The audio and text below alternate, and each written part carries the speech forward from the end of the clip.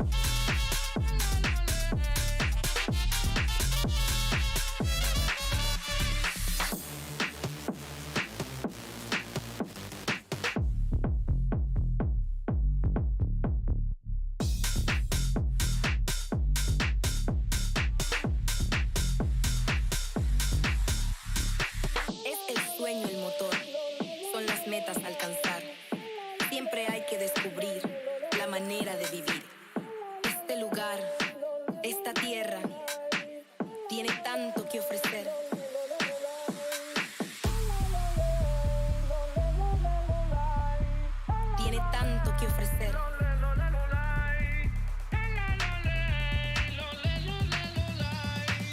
Tiene tanto que ofrecer.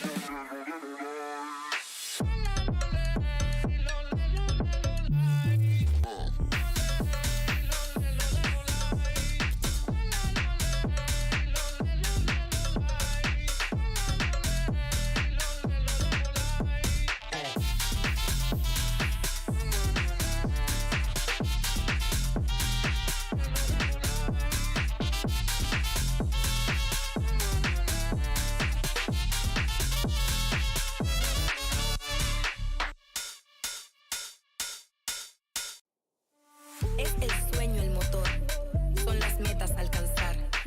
Siempre hay que descubrir la manera de vivir. Este lugar, esta tierra, tiene tanto que ofrecer.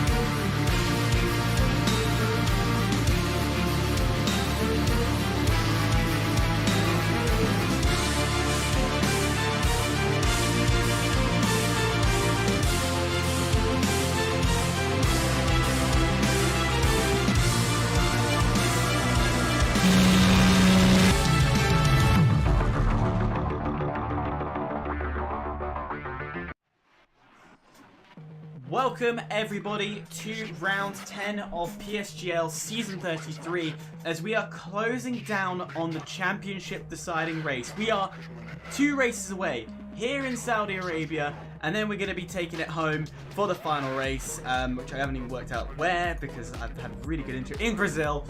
We're heading to Brazil for the final, but here in Saudi Arabia we're going to be having a battle of a lifetime. I'm joined by Benjamin once again, and how are we feeling today?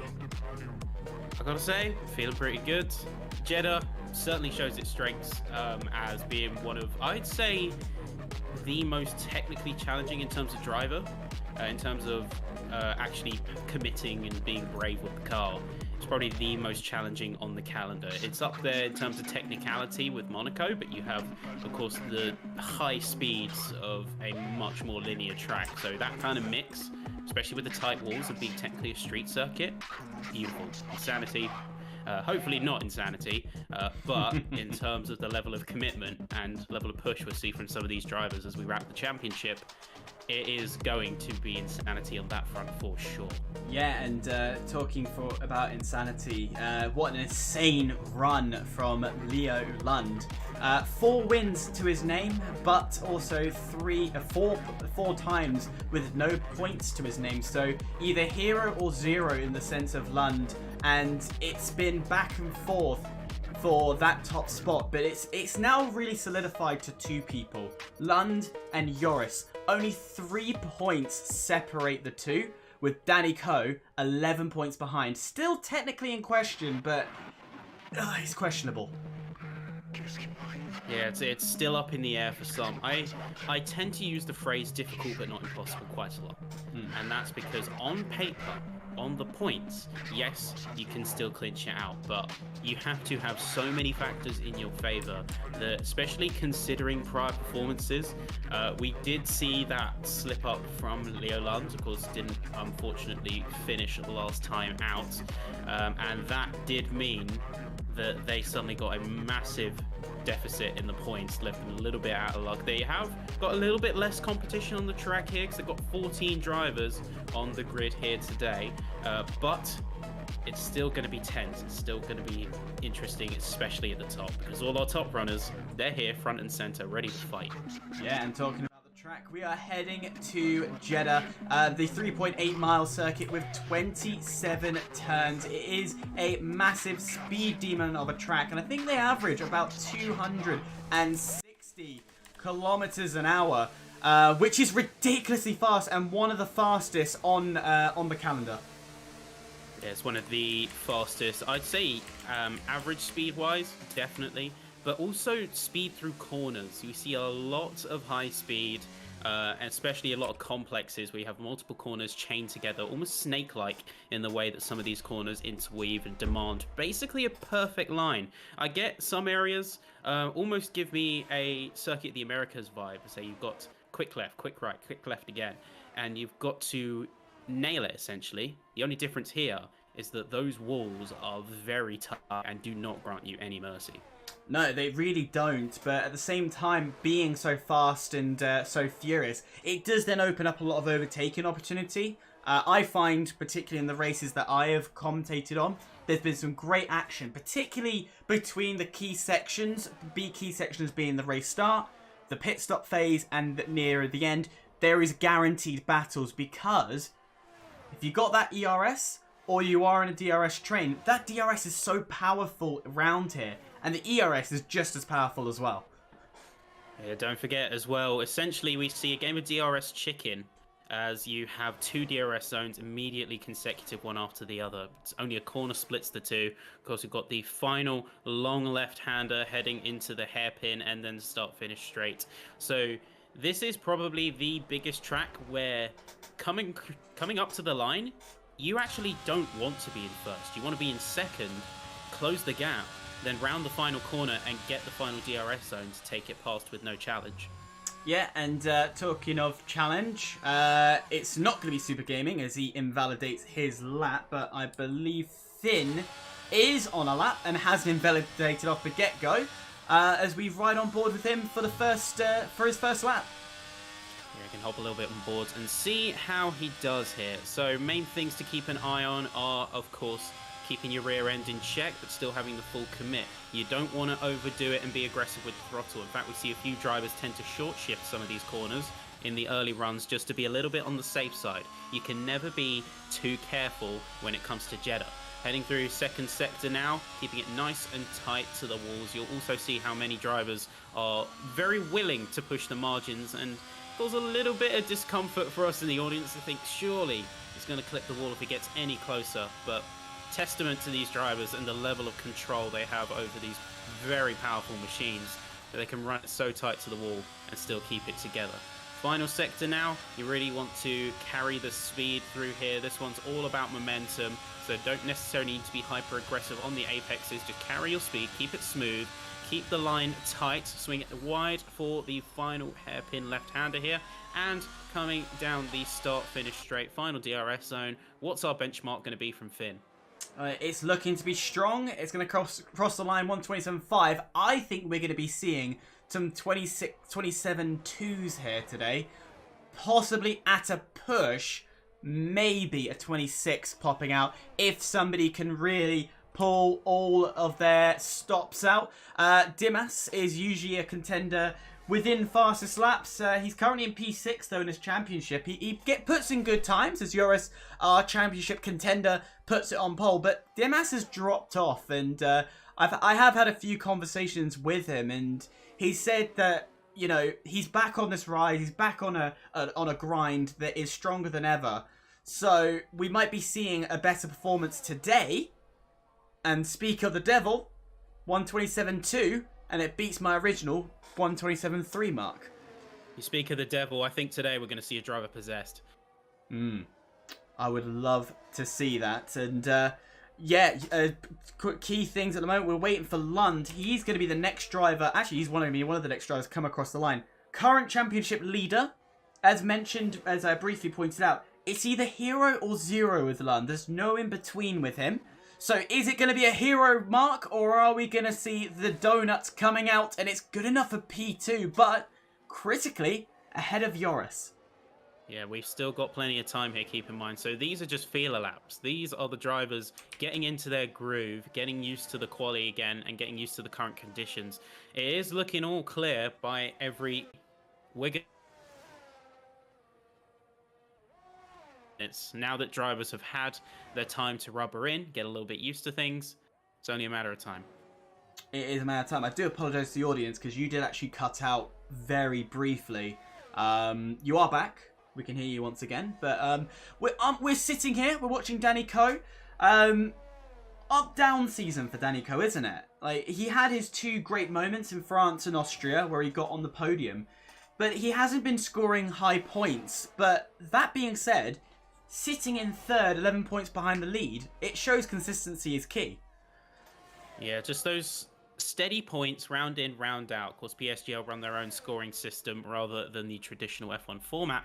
But that really just incentivizes where there's less points, every one is more valuable. And getting that consistent round of points, race in, race out, as we've seen, finished every round, only 2 rounds has he not scored, and looking like a P3 here. Yeah, P3, 0.426. It's looking like we could see another podium spot for the Papaya car. Yeah, and if Lund, the thing is, for the way Danny Coe could win or get back into this championship, he would have to see Joris and Lund not finish the race, and him for himself to at least be, 11 points, or, so that'd be what, first, second, third, or fourth. So first to fourth, and he would be in a fair chance to win this. But as mentioned, anything could happen. Even if he didn't score massive and those two did go out, there's still a possibility in the next race. So we can't rule out Danny Coe yet, but the chances are slimmer than the likes of Joris. It's definitely going to be looking tight. I do worry a bit for Lund in the sense that he's maybe lost a little bit of his mental composure. Of course, he had the DNF last round, and that does things to a driver. You have such a string of success, especially the one that Lund has had. 3 wins out of 4 in the previous 4 rounds up to that point. and you get a DNF, that takes a toll on your mental. Sometimes it does take a little bit of recovery in order to get back into the swing and your winning ways. So I hope he's had that time, had that ability to adjust, get himself back on his feet, and we don't see any potential chokes. I'll tell you, talking of chokes, you lined it up so perfectly. Johansson, he's actually surprised me.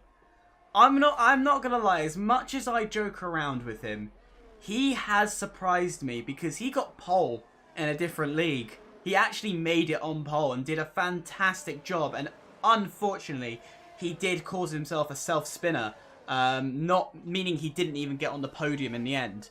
But Johansson's on fire. He's out for blood, and there is potential that he could maybe crawl his way up and finally get some points as well, because he's been a name that has been creeping throughout the season. I think Johansson is one of those drivers where you can see the brilliance in there. You can see those sparks of a brilliant driver. It's just fighting to get out between other issues. I think Johansson's main issue here is just that consistency, and sometimes I'd say overconfidence in the car.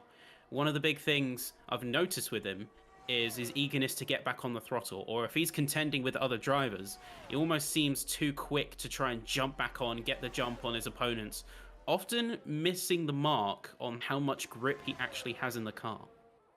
Talking of grip, Goji, according to the game, is doing a purple middle, so he's finding his rhythm, finding the ride, as Finn will put himself into second, jumps himself up the leaderboard. But Goji, we don't speak about him much. P19 has had points in Bahrain and also in Mexico. Is there points today for him going P7? So it could be potentially. We've got a slim grid, so certainly more chances of points than there have been at previous rounds. We've got a few drivers coming across the line. Super Gaming, 27.491, is going to see himself slotted comfortably into P7. Got over half a second between himself and Goji, but he's of course going to need to improve that because all the drivers above him, P3 through to P6, separated by just under a tenth. So a little bit more performance being squeezed out, maybe Sector 2, and he could be in with a podium spot. Absolutely. We're riding with Joris, watching him as he sets a purple first sector, according to the map. And Joris has got some work to do here. He knows that if he wants to fight for this championship and keep himself in the game, he realistically has to win. Well, he has to be ahead of Lund no matter what. And if he can win, that will give him that confidence boost and potentially, what is it, 16? What's the points for second? It's like 12. Theoretically, he could come out ahead if he wins. Yeah, so there's a few ways this could go. If Joris gets the win, then Lund at best will be a single point behind him in the championship. If Lund gets fastest lap, however, they will be on equal points heading into Brazil. Ooh, I like that. I really like the sound of that, as we're going to see Joris. Nothing says a championship battle like equal points. And Joris is putting down the gauntlet with a .031. I love it already. Can Lund respond to the marker? It's popped up on his screen. He knows that his championship is against Joris. We're only on round 2 of this qualifying. What can he do lap time? He comes around the final corner. No, he's backed off. Yeah, so he was going for a recharge that round. This isn't going to be the commit. He's going to be heading into the pits, I think, saving himself for that final golden run. Lundqvist does slot himself into P4, and we've got a couple other drivers heading into the pits now. This is where it really comes push to shove. We've got Nowicki, who is going to be finishing a lap pretty soon. One of 2 drivers yet to set a time on the boards, with Nage, only AlphaTauri driver on the field, actually retiring in the early stages. So I think that may have been a connection problem, but fortunately is not going to be setting a time by the looks of things here in Jeddah Quali. Nowicki's been one of those drivers that he keeps appearing amongst this pack. He keeps appearing near the front, but just doesn't have the results to push himself over the line. But he got 3rd place off the get-go, and then there's been a lot of DNFs within his name. But again, much like we said about Johansson, there is that spark of brilliance in Nowicki, and we see it day in and day out. just not consistent. Well, with a P3 finish at the first round and a few points scores here and there, it's not like Nowicki is a bad driver by any stretch. It takes skill to get those kind of points on the board, no matter how infrequent. But you were right, it is just the inconsistencies which are really bringing him down. I don't want to cast assumptions. I haven't been monitoring as closely, but I would not be surprised if it's a similar deal of just maybe a little bit of racecraft, a little bit of confidence around other drivers, and being a little bit too eager to get the jump that puts you out of kilter. You need to keep a clear head as a driver. Yeah, and talking of a clear head, well, Finn's got not only a clear head, but a clear track ahead of him. And he's going to do his competitive and fast run now, while everyone else is going into the pits. Yeah, sometimes there's a big advantage to having a clear track. Of course, you may not get the toe in certain sections where you want it, but even with these new regulations, there is still dirty air. So avoiding that dirty air, especially on a track like this with a lot of high speed, flowing corners, maximizing downforce is everything. Yeah, we're riding on board with him. He's coming into turn 13.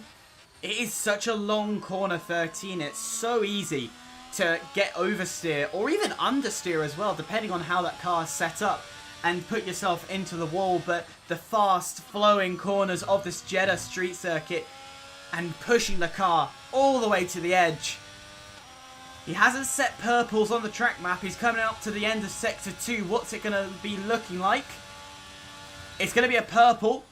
And he is improving, but only just that he is improving. Coming to the next DRS zone all the way through turn 25 and turn 26 before the heavy hairpin into turn 27. Great for overtaking. He's using a lot of curb. I think he slightly touched the wall as well. He did. And he's coming up to the line. What's it going to be? Is it going to push himself up to pole? No, just slightly improves to P3. And just to say, we didn't see it, Danny Coe's P2. Yeah, Danica really put in the work there. So jumping into P2, almost under the radar while we were looking at Finn. But yeah, so that slight improvement, the margins are so tight here. That's still enough to jump to a podium spot. So Finn's done a good job there. And now he can only hope, though. That is the downside with this kind of strategy, going off the cadence of the rest of the field, is you've got a clean air time. But now everyone's going to be surging back out. You don't have time really for another run. Even if you bolt it to the pits right now, it's not enough to get a full circle. It is definitely not enough time. Sparky, also in that same situation. And I think I did read in the chat, Sparky's been having some steering wheel problems as well. Well, he said he broke it, but he's racing, so I don't think he's fully broke it. Well, must be work enough. We don't need to ask how much duct tape is involved in that one, but he's going to be trying, he's going to be giving it his all, and it's looking fairly confident heading into the third sector, so running a tiny bit wider than most, coming up to the final corner, straight on to the apex there. Ooh, a little bit of a wiggle means he does touch the wall on the exit. It's probably going to be a decent improvement, but it's not going to be one to jump position. 2.5 seconds, yes, but enough for P12, no. It's 129.5. All right, shall we get started where the action really matters? I think the head of the queue is Aliat. And, yeah, look at that. I think that Zerky is not wasting time. No, it's not. It's Johansson is not going to waste any time. Johansson needs to put in a decent time right now because he's not in a great position. So this is actually a slight battle for clean air here. Yeah, exactly. And it's a smart move by Johansson. You can see Alia immediately responding by backing off. He doesn't want any of that dirty air coming off the Haas. And in a track like this, the amount of high-speed sections and high-speed cornering, no matter what toe you get on the straight, it's not going to compare to when the track gets twisty. Not at all. And we're going to ride on board with Johansson. The last of the last runs, and already... He it immediately. Oh, no, Johansson. The question is, does he have time to get himself around the track for one more push? Well, he's going to have to make that commit real quick. I don't think he has. There are 47 seconds on the clock. No. He's not going to have enough time, and he is going to have no choice but to yield and settle for P14. And this is what we were saying, the overconfidence level sometimes getting the better of him, wanting to get the jump. means in this case, braked way too late, misjudged the point, and it's cost him dearly. Well, we've seen, but started from P20 and won the race. It's not out of the question. We have seen things like that happen, but the rarity is extremely rare, and we stick with Aliat and see what he can do to try and bump himself. He's 0.7 behind the leaders at the moment. Purple middle according to the game, but he's got some work to do to try and push himself into at least the top 5, which is a comfortable position here. Yeah, so at best right now, he can maybe pip Zerky. He was about 10th up according to Sector 2. Is wide on the apex, doesn't really get that final corner just right. So I don't know if we're going to see enough of an improvement here. Let's find out. Let's see. He's going to cross the line. It is not going to be enough. It's just going to be about, say, 28 milliseconds behind. Lundqvist coming across the line, P3. Danny Coe is going to be coming up soon to maybe challenge that, however. You've got a couple other drivers. Etz, 27.7 is going to be finishing up. Joris in the pits. Haas is heading to the pits. Joris heading into the pits is going to be settling for a 0.0, feeling very, very confident there. Dimas, though, coming in with a 126 as promised, as teased by us earlier. I knew someone was going to do it, and this is where we see the real Dimas come out to play. But there's an unknown. There's Leo Lund going to be coming up soon. You got Goji heading into the pits. You got Aston Martin and Nowicki not getting an improvement. All eyes on Lund. Is it going to be enough? It's P3.078. It's not quite going to be there. Could Danny Coe get a challenge? No, he had an invalidation, and that is calling it for quali. Well done, Dimas. This is the Dimas that I talk about a lot. The one that comes out and pulls the big guns out. Pole position for Alexander Dimas, and brilliant work from him. It's a really good job from there. So we hold eyes all around the field. A few drivers invalidated, push it a little bit too far. But Dimas is going to take a very convincing pole position, almost 2/10 clear of Joris, the next main rival, which leaves him in very good stead heading into the race.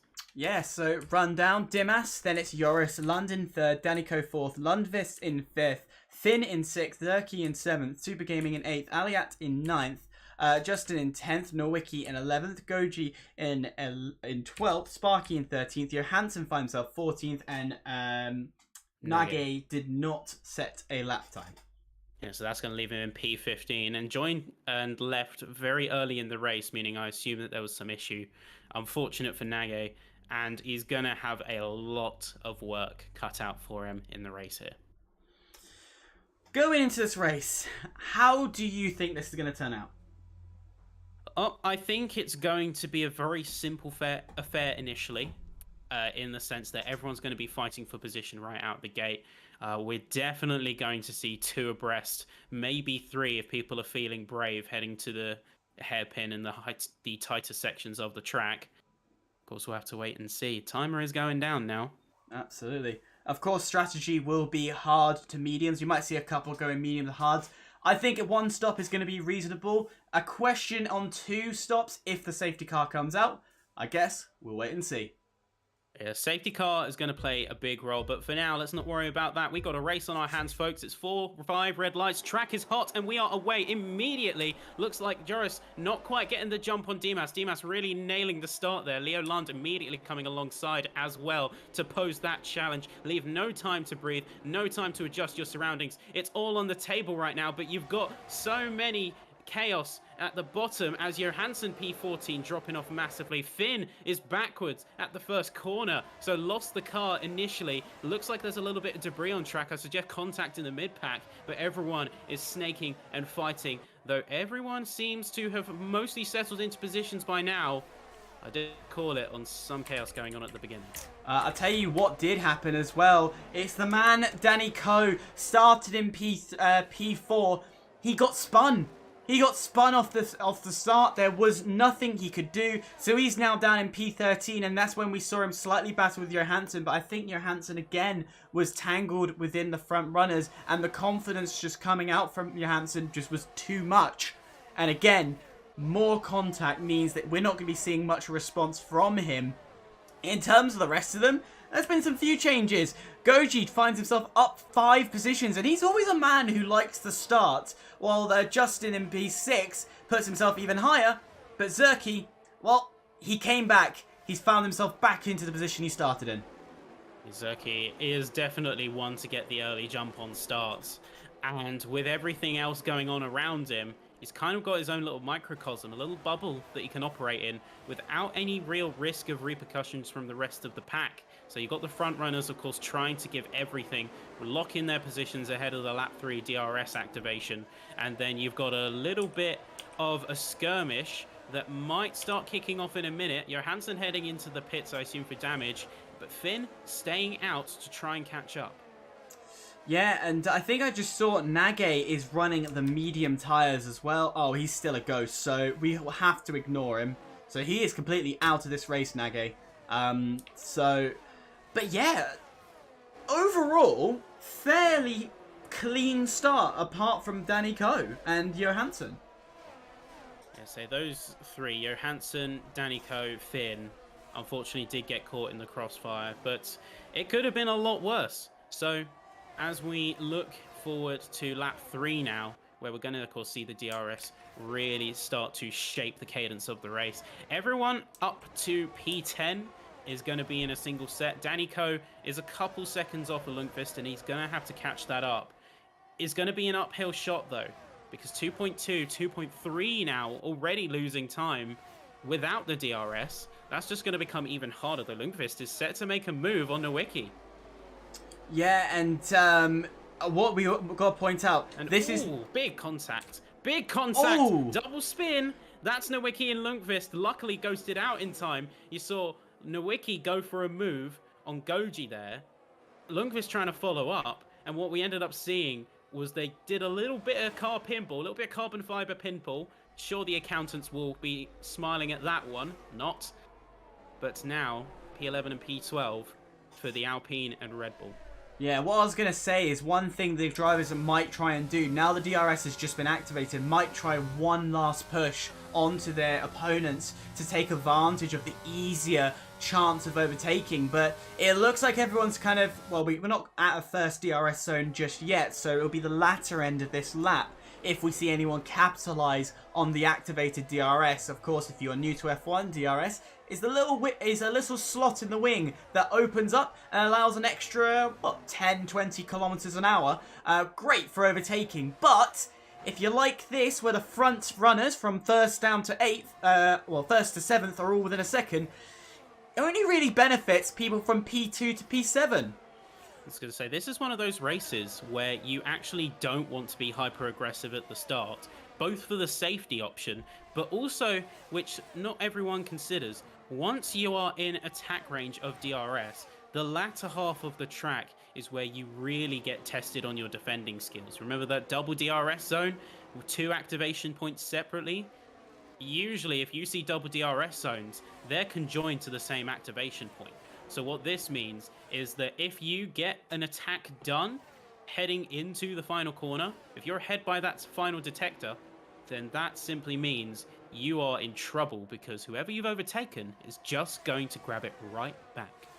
Yeah, and also just in an update for the championship, we will be going into Brazil if it ends as it stands. Lund would advance his lead by a couple more points, and then we would have to get the calculators out to work out what positions and who needs to finish where, when and how. But currently Danny Coe down in P9, that's going to be his championship fight over, and he will not be able to fight amongst the top runners. But this is a long race. We're only on lap 4. There's potential for safety car. There's potential for the weather to change, though the percentage chance of that is a lot lower than there is to the safety car.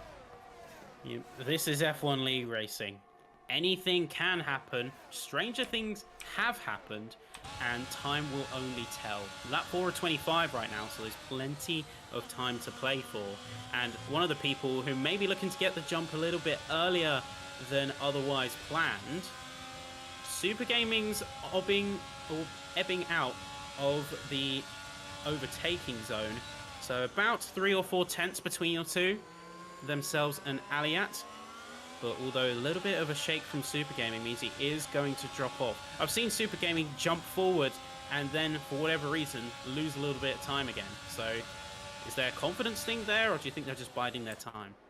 Could it be an internet thing as well? So that could be another factor as well. But you talk about people getting close. Lund is wanting to try and get more points because he's up the rear end of Dimas. But Joris as well through the exit of turn 1 and 2. They're going to be playing mind games from here onwards. I don't think anyone's going to make any overtakes until we get closer to lap 14 where we see the pit stops come out. So at this point, it's a case of grab yourself a cup of tea and make sure the stream's running, but grab yourself a cup of tea because things are about to brew up a bit more. Yeah, and as we see Zerky get himself a 3-second penalty for track limits, arguably the most aggressive with track limits on the circuit right now. So 3 warnings. You've got a couple of other drivers with 2. So you've got a McLaren with 2, an Alpine with 2, and you've got a Haas with a single warning, along with Nowicki having 1. There is definitely a push factor, but with the warning system... I'm going to interrupt you here, sorry, because Joris is going around the outside of 25 and 26. A nice bit of overspeed, but at the inside, Lund is saying, hang on a minute, we're going to fight this out. You're my championship contender here. And Joris has got a bit of work on his hands. Drag race all the way down into turn 1. They both have DRS, but they're both going to be using their battery pack. And down the inside, it's going to be for 1. It's going to be 3 abreast into turn 1. Lund has got the inside. And then it switches over to Joris. And Joris is still trying to fend off Lund. Lund has just got the better traction out the exit and into the S as he goes. Lund has done a brilliant job there. I think he holds position for now. But what an attack from Joris. You see how confident Joris was feeling, only for Leo Lund to just come in and really gun it down. Basically gun where it stood. It didn't have any real chance, even to the point where Lund saw a bit of shake on the rear, but he was fully committed to getting that fast exit, pushing out and making sure Joris had no opportunity to counter-attack heading the rest of the first sector. Realistically, unless you've got some blistering pace, you want to overtake into turn 1 because you can make such a brilliant comeback from turn 27 to 1 if you make the move there. And talking of further overtakes, we might be seeing one from the Alfa Romeo of Super Gaming. He's right up the rear end of Aliat, who got past him. I think on the lap we were watching the top 3 fight, and round the outside the Alfa Romeo looks to go. Nothing there, and this is what I mean. Having better traction on turn 27 and trying down the inside into turn 1 is going to solidify it just that little bit more as he demonstrates to us and makes it look all too easy. Yeah, it's a strong move there, and that's the strategy you've got to play at Jeddah. You don't be too aggressive, you bide your time, but you know when it's time to strike, you've got one shot. You have to nail it perfectly, even if it means getting a little bit overzealous at times with how much of the inside route you're taking. You get that move, you commit to it, you lock turns 1 and 2. Otherwise, you're going to have to wait a whole nother lap. What that does also help as well, Super Gaming is now ahead of Justin in P6, and that is a championship battle for themselves. Because even if Danny Coe doesn't necessarily, well, he's put himself out of this championship contention, P3 is still a fight between Danny Coe, Justin Erters, Super Gaming, and Dimas. It is all so close between them four that critically position is key. So Dimas will jump. I think he will push himself up to P4, but not ahead of Danny Coe. If I've got my maths roughly right. Yeah, the quick maths coming into play. The commentator maths, of course, shaky sometimes, but that is about right. So he could see himself leapfrogging into P4, and if he keeps this up, he could even see himself clinch out a podium in the final round. That momentum, once you start it, unless it's reasonably challenged, it's very hard to break. Of course, I'm saying Dimas has some fair competitors in the form of London Joris right now, with Super Gaming coming up the rear, but it's looking so strong, especially that quali performance. Just untouchable. Yeah, and I will not be surprised if Dimas has just got his head focused. Engineering here, I think he actually has an engineer as well. Engineering here, focusing on what's happening, and just not bothering on what's behind him. Let the man do his work. And that is actually another thing. Since Dimas has had an engineer, he has improved. So, head down. Don't worry about what's happening behind you. Forget about the championship and just focus on your drive. And he will then pull off a good result. But the pit stop phase is creeping up. And that's going to be the tell for the coming of the race. With an engineer as well, I think everyone should have an engineer, because so much of a mental strain does this sport, does league racing take on you, that if you have someone to help you with the more strategic elements, the macro and micro, you separate the two, what you have is a driver that can fully focus, who can enter that almost flow state level of driving, while the engineer handles all the complicated decisions you have to ponder. And then you get that voice in your ear. All right, we pit next lap. Okay, good, done, sorted. You have faith in them, they have faith in you. You got to have faith in both sides of the party. And you can see the timing boards. I'm trying to keep an eye out of who's getting close, but all of them are actually making micro lunges towards each other. And when I say all, it's the top 5 making micro lunges to really play with their heads. And I'm ready. I'm like hot on the hotkeys, ready to switch cameras to them and whoever makes a lunge. But it's all so close. No, who's going to be the first to budge? I think playing the long game. I think everyone's making those moves, but you can see, especially, let's take a shot at Leo Lund super quick. He's on 100% battery. He's firmly behind Dimas. He's doing really well, actually, on the tyre life. He's not pushing, and he doesn't have to. He's biding his time. He's subtly building that pressure, because you don't want to be P1 until you absolutely have to here. You just leave yourself open. Everyone's playing those little mind games, making those micro lunges to force you out of position and use your battery to compensate. This is one of attrition and one of spooking your opponents into using their resources. Yeah, and I think Lund is slightly using some of his resources, because Joris is again putting a lot of pressure. Timing board dropping down to 0.2 of a second, which is critical zone. He's in 0.3 here. This is where we would say an overtake could be possible. Is Joris looking for another attack? No, he's not looking for an attack here. But on your screen, you can see tyre life. Dimas! Oh God, no! It hasn't. It has. Oh no, he's outbraked himself. He's in the wall. He's not moving his car. He's probably smashing his wheel at this point. And all was doing so well. And it has just gone downhill. And him stuck there, it's going to cause a safety car. He's been DQ'd. That's it. That is it. You can pretty much almost see, like, with how the tires were spinning, he just, as soon as that happened, it was done. He was off that wheel. You could tell. This is how passionate some of these drivers get. That's unfortunate. It is going to be a local yellow, but I think where he stopped is not going to cue a safety car. Yeah, and also you have to remember, I'm going to get the age right, 14 years of age.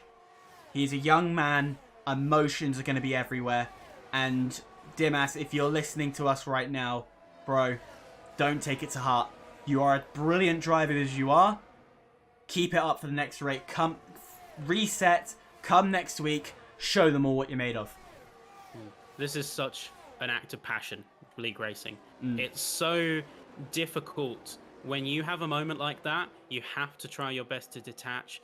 But of course, this is something of passion for so many drivers. It's why you see people getting so heated if there was maybe an incident on track. It's a place of passion. They give their everything. They train their everything to give into this sport. And when you see people go for lunges and it doesn't work out, or you see these kind of incidents start to kick off, it's all from just a place of these drivers to the league racing scene, and to them, this is where it all plays out. This is what it really means to them, just how much. Absolutely, agreed in every shape and form. It's what you kind of dream of. Is these guys are living the dream. They're in a tier where they are starting to be recognized from some of the bigger names or in the scene. and they are slowly working their way in organizations. They're working their way up to being this well-known name, and a lot of them, like Lund, creeping their way through the tiers, and slowly we're going to be seeing names like Lund maybe in tier 1 at some point. But essentially we're in like the pre-contenders area. This is like pre-contenders. I'll put it this way. There's a reason pretty much every driver on track has a club tag in front of their name. Remember that. It's a testament to the grit these drivers have and how hard they're willing to push. And looking at harder willing to push, Joris was kind of in the danger zone for a split second there, because the timing board briefly displayed +1 second. So you can see, but he's gone 25% battery. He had to really give it the beans for a moment to get himself back into that contention. But that could leave him open to super gaming. It can leave him open, absolutely, because with a lesser battery, and it's hard to regenerate the battery as well around here. There's not many hard braking zones to charge it up. It's all dabs and taps. The only area I can think is turn 13, turn 22 at push, turn 27 and turn 1. Everywhere else is all taps and little dabs. So you kind of screwed yourself once you've deployed so much. Yeah, well, in Super Gaming's perspective, this is a fairly low-risk move. That's why we see him getting so close. He's got a battery advantage. He's still going to have the DRS thanks to Lund up ahead. So if he can get this move done before Joris falls out of the train, then he's still going to be in a very good position. Absolutely, and you can see Super Gaming and the timing screen is getting closer and closer. We just need the Jaws music playing right now. Na na na na na na na na. Sparky. What's happening with Sparky? Well, I say Sparky had a brief off. I thought for a second it was doors for the Alpine, but not happening this time. Now, question is, he is within about half a second. Is Super Gaming going to go full commit? The DRS is in his favour. Joris, you can see him closing the gap to that Mercedes, almost as just a means to try and put some distance between himself and the Alpha. Could we even see Joris, despite the strategic disadvantage it might put him in, head into P1? There is potential, and I wouldn't be surprised if he wants track position and to say, and to basically play games of Lund. Because if he's ahead, he can control the race. While being behind, Lund has that control. He can basically say, right, I could control the pace here. Theoretically, Lund could slow down slightly and drop the drivers back, and oh my. Are you seeing the tyre difference between Aliat and Super Gaming? I know that's not the statistic I wanted, but Aliat's tyres are a lot better than Super Gaming. He's been pushing so much. Yeah, it really is. Super Gaming's a driver who really tries to extract everything out of their current situation. Mind you, with some of the other drivers out on fields, the tyre wear is a little bit more varied. So one thing to particularly keep in mind is the ratio of wear from front to rear. That tells you a lot about how responsive their car setup is, whether they've gone for stability a bit more or they've gone for that early turn-in. It also tells you about driver confidence. Yeah, and I just saw Lund. He got a bit shaky out of the exit of turn 27, but in the pits, Joris... Oh, little touch on the wall as well. I love tap to say goodbye to those tyres, but early or on the dot? I'd say a little bit early. I think he's going for that undercut. Crucially, he doesn't get any front wing damage, luckily, from that botched pit entry. That could have really screwed over his strategy. You've seen Nage, his Ghost anyway, go onto the hard tyres a lap earlier. So a little bit of indication of what the game thinks is optimal. But Joris heading out into the mediums now. Usually you see it a little bit after the halfway point. People go to the mediums so they can get the full extraction of pace without the drop-off. Well, we're going to have to wait and see. But another battle, because there's a gap from Super Gaming to Aliat of 2.7 seconds, and that's increasing lap by lap. But there's a nice little battle. Again, another quartet of drivers. Aliat, Justin, and Zerky all running 3rd, 4th, and 5th because Joris has pitted. And again, they're doing a very similar situation that what Lund and Super Gaming and what was Joris was doing. again playing the mind games, getting close to one another, just applying the pressure. And this is all for what would be P4 right now. Of course, I say P4, but we have to wait to see what the front runners do because Joris has pitted so early. And are they going to respond? Lund and Super Gaming are having to respond to it. Yeah, say the leader really controls the cadence of when people pit for the majority of the race. It is about now 15, 16 at a push that you start to see people swap from hard to medium.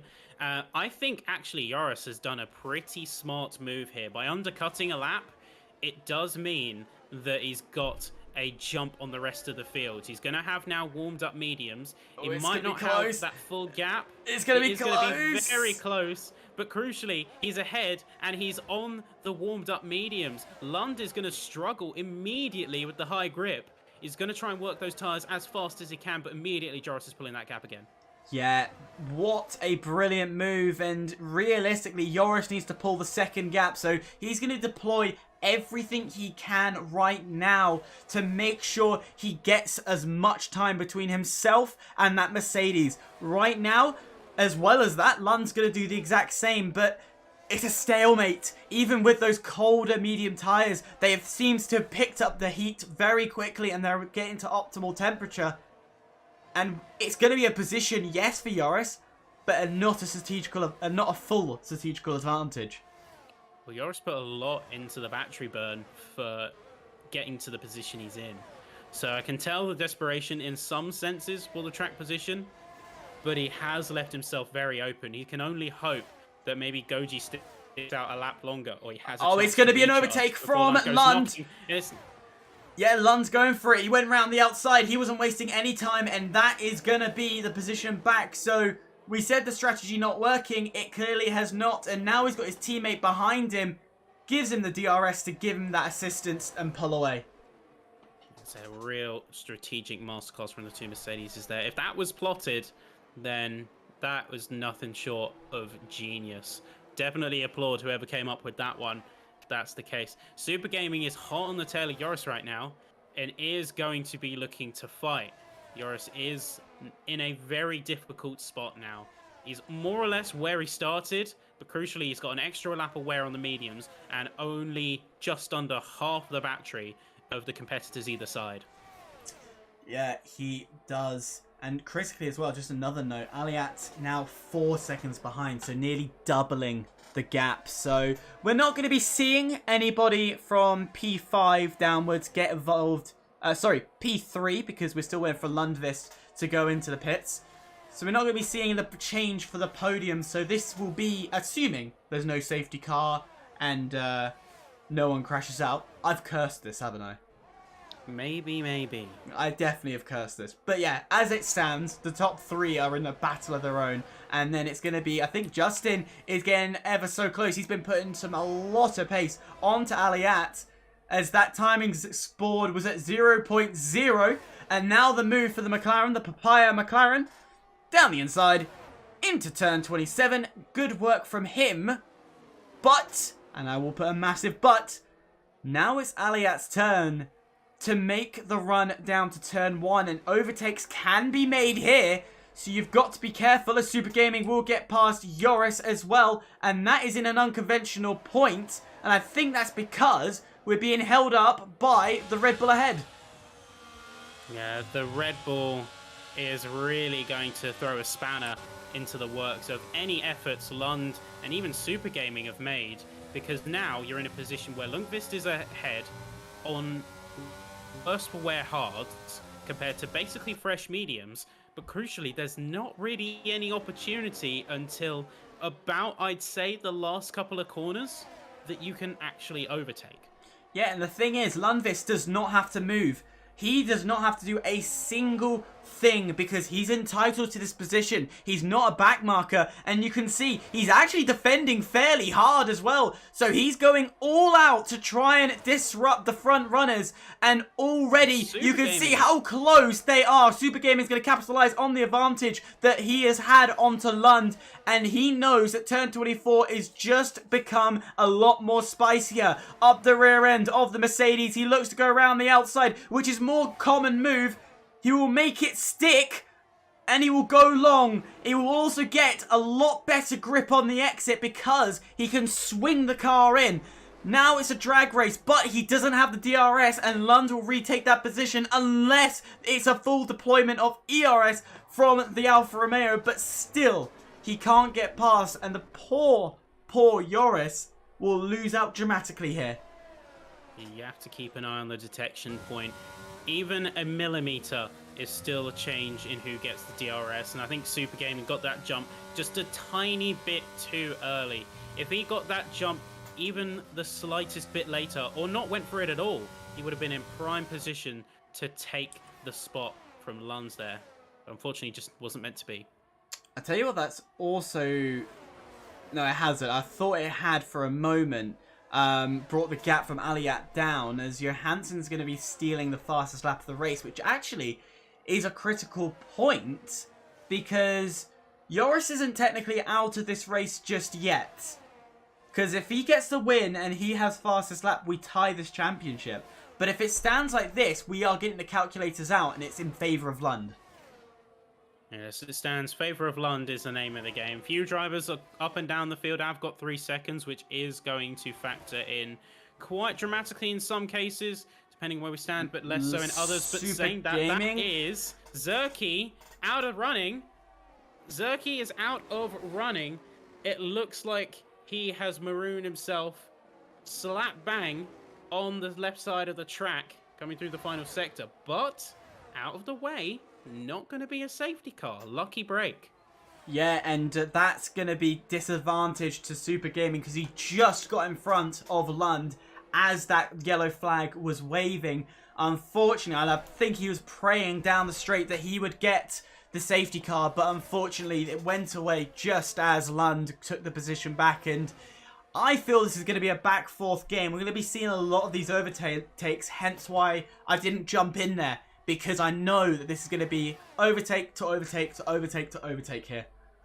Well, where you see lap 19 of 25, this is the start of the pendulum. So you want to time it so that you are usually in the position you want to finish in on the final lap. In Jeddah, it's the other way around. You want to be in P2 by the time you get to the final lap, because those 2 DRS zones are everything. So Super Gaming is going to have to time his attacks, time his strategy, wean Lund off the battery, and use his superior battery to save himself here. Combined with the 2 DRS zones, if he times this right, could clinch a win from the championship leader. Again, Super Gaming, he's definitely trying to bait Lund into it, and you know Lund's going to fight back unless Lund is listening to us. The engineers is taking the information that we're saying, and he's not going to fight back, and DRS is open. Is he deploying much battery? He looks slightly to the inside. He's offset. He's not going to fight it. So Super Gaming now has P1, but as mentioned, he doesn't necessarily want it. Of course, we have had cases where the person in first coming into the last lap has won it, but Lund's sitting in the prime position right now. He is in the prime position, but these two are going to continue to trade places. I think Lund's maybe going to hang back a little bit more, try and recharge the battery rather than let himself run with a deficit. Because under half battery by this point, if you're going for a final charge, that's a problem. So you want to be at least a couple of laps near to the end. You want to be around 60-70%. So you can not only make an attack, but you can fend off any attacks against you, depending on the position you sit. Well, lap 20. We're in the middle part of the sector going through the S's before we get to the little dab of the break of turn 22, which is coming out just about now. And then through turn 23, 24, and then DRS gets activated around about turn 25 here. And let's see, is Lund going to go for anything? No, it's just going to be to close the gap and apply a bit of pressure here before he is going wide. That looks to be a route to gain some extra speed here. Not enough to necessarily do an overtaking move. So as you're saying, Ben, you're completely right. They're just biding their time, recharging the battery. Biding the time, keeping them within arm's length and under pressure at all times. I think there was a little bit of a Leo lunge. Didn't mean to say that, but I'm coining it. Yeah. And at the moment, you're waiting to see who is the first to crack. Because two things happen. Either you set yourself up for the position to go for the double DRS take on the final lap, or you can break them into a mistake. And that is when you can really capitalize and make yourself a championship race winner. Leo Lund, 13 years of age, and already he's on course at the moment to be winning this championship. And of course, as I said, it's going to go down to the final race. But what a performance from somebody of that age, though. That is going to be the talking point, and I feel it's going to start to make some waves through the community to know that he's fighting for his 5th win here in this championship. I think he's already made a bit of a statement. There's already people talking.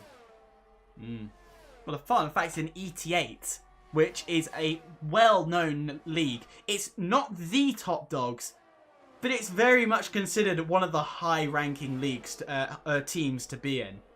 Yeah, but speaking of other teams, so with WR tags adorned, Justin Ertz takes the control of P4 from Aliat here. Are we going to see Aliat with a counter-attack? He is going to have DRS. The McLaren isn't. McLaren goes very narrow to the inside, but we don't see a real attack coming from the Red Bull. Yeah, both of those WR team members are fighting amongst each other, and I'm sure it's going to be some friendly banter after. But they've been trading positions a lot in the last 3 laps, and I've been seeing it in the corner of my eye. This is for P4, so it is still some big points, but at the same time, it's a bit of a stab in the back because it's not for a podium. If this was for a podium, this would be 10 times better. Say you've got Ertz, who is still going to be pushing. Keep in mind, P4, nothing to snuff at. Oh, Could yeah. see himself making a big difference. If he can keep that momentum up, it might clinch some much-needed position advances. Even a podium. Of course, wait and see. Lap 22-25, 3 laps to go. So far, 6/10 separate our top 2 drivers. They're in a world of their own right now. Yeah, and you also have to remember, Justin really needs this position as well because he is trying to battle with Danny Coe in this championship. The 2 McLarens are in a world of their own.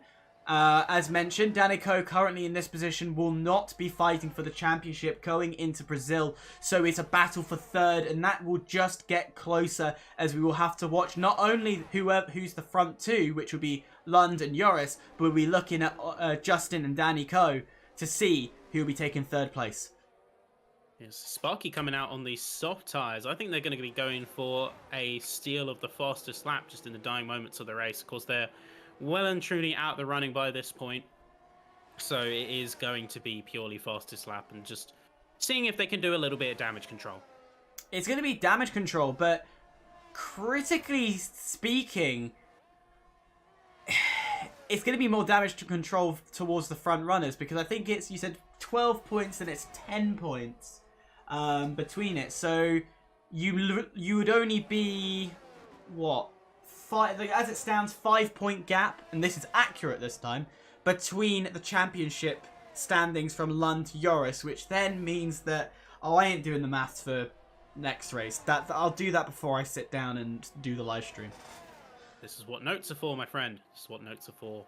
And taking a note right now, P5, Aliat, about 3 to 4 tenths behind Justin Ertz, is going to continue to keep up the pressure. I'm noticing neither driver is extensively yielding. So the Red Bull going to be closing the gap, heading into the final few corners. So 2nd DRS zone here. All the DRS zones on this track towards the rear of the circuit, which is crucial. Aliat's going to be going for the move now, going to be heading straight down the inside. Justin almost yielding, letting him go, but I think this is where we're going to see a perfect example of the DRS battle. So Aliat going a little bit wider here, but it's not going to have the DRS, and that McLaren is going to show us just why the double DRS is so powerful on Jeddah. Is going to sweep back by, and heading into turns 1 and 2, there's nothing Aliat can do. I told you time and time again, you want to make the move into turn 1, not into 27. And this is why we saw the likes of Charles Leclerc and Max Verstappen last year in 2022. They were braking at the line to see who would cross over the line first and who would get the DRS. I'm surprised these guys aren't doing it. okay, maybe not necessarily into turn 25, but into turn 27, I'm surprised nobody's trying to do that switch and bait to get the DRS to assist them. But we'll wait and see, Lap 24, we look to the front, and to be honest, Lund is backing off. I think he's either waiting for a last lap lunge, or he is conceding the position. No, the time's closing down, so he's now building up momentum here. He's building up momentum. They're both relatively on even keel. Only half a second separates them. So we are going to see some sparks maybe about to fly. I don't think we're going to see it just yet. Right up in the midsection, though, these two drivers are going to come alive. They are indeed. Lund is closer than ever. He actually is slightly closing. He's getting closer again. You can see him. He looks to the outside, looks to the inside. But he's not committing. I was going to say, he's backed off. He doesn't want that position just yet. He wants to wait until the very last moment. And it was clear. I saw it. He backed off on the end of the straight.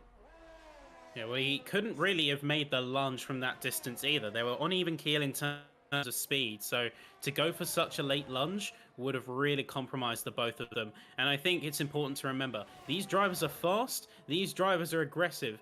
But they are not foolhardy. They are not blindly throwing their cars in and expecting a result. Far from it. I'm just going to make a point. The ghost of Itzan Nage could play a dividend here. Because if that ghost stays ahead before the DRS detection point, then that's going to favour the Alfa Romeo. And he too will get some DRS of his own and fend off the Mercedes. So we have to be careful.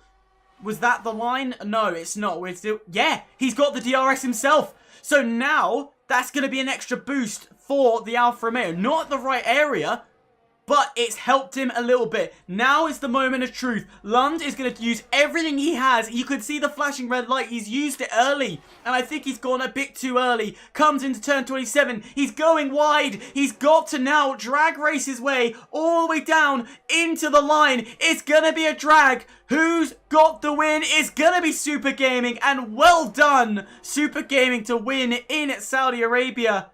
And what a performance. We drop back to Justin and Aliat, and again, it's all too close.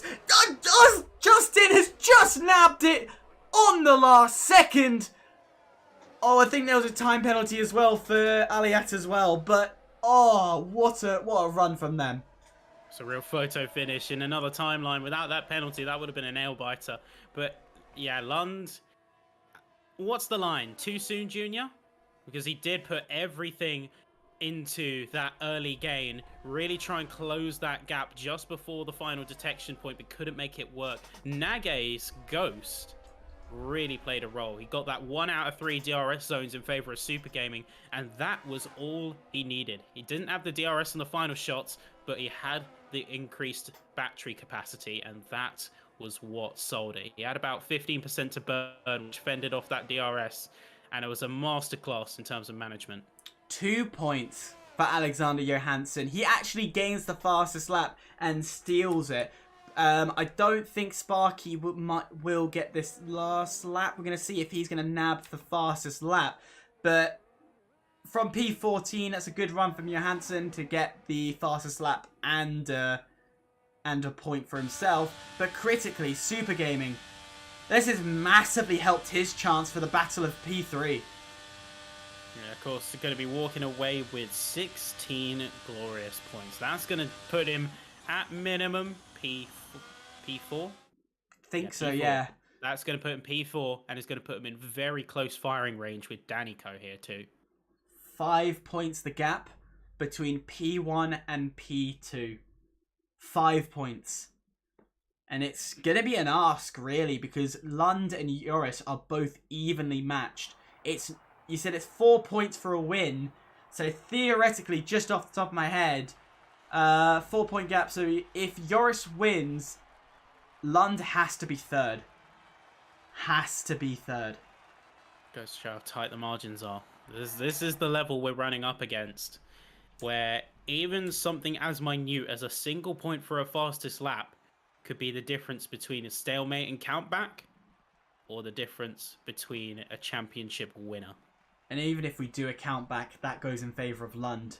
Massively favour for Lund. But the rundown for today's race at the Saudi Arabian Grand Prix at Jeddah, it'll be Super Gaming in first, Lund in second, Joris in third, Justin in fourth, Aliat in fifth, Danny Ko finds himself in sixth, Finn in 7th, Goji in 8th, Lundvik in 9th, Johansson finds himself in the final points position of 10th, Sparky in 11th, Nage is irrelevant because he didn't actually race, Zerki in 13th, Nowicki in 14th, and Dimas early out in 15th after going straight on into the wall. Unfortunate there for Dimas. He really had everything going for him in that race, and it just one moment set it all to be undone. He could have got out of the wall. He could have recovered to a decent result, but it just, in the heat of the moment, it overtakes you. And unfortunately, we saw that before he could do anything about it. If he could do anything about it, it was too late. DSQ kicked in. Yeah, and I can understand why he would do that. Of course, motions are beyond anything, and especially when you're young as well, you just rage beyond anything. So I can get that. And as I said during the race, keep your head up high. Just go into the next race with a fresh mindset and go and try your best again, because you're still battling for you're still on the edge of the P3 battle. So do what you can, come back stronger. Let's go for it. But for the battle for front, I'm loving this. I really am loving this. We're heading into the final round with quite a tight championship battle, P1 to P3. That is what separates it. That's how tight the margins are. And I'm ecstatic. In a word, I'm ecstatic. I cannot wait. I cannot wait for the final round in Brazil. Yeah, and of course, if you do enjoy this racing, stay tuned next week because we've got more action. But of course, we've got the PS Racing. What day? I never know what day the PS Racing is. Is that bad for me? Yes. Okay, it is bad. But the PS Racing is throughout the week. I think it's on the Monday. I've got a feeling it's the Monday racing, so stay tuned for that if you want some more action. But of course, as mentioned, next week we've got the action here. Any last words from you, Ben? See you in Brazil. What a place to finish. Historic, steeped in racing challenge, and what a way to wrap up the championship. Thank you all for watching, and good night.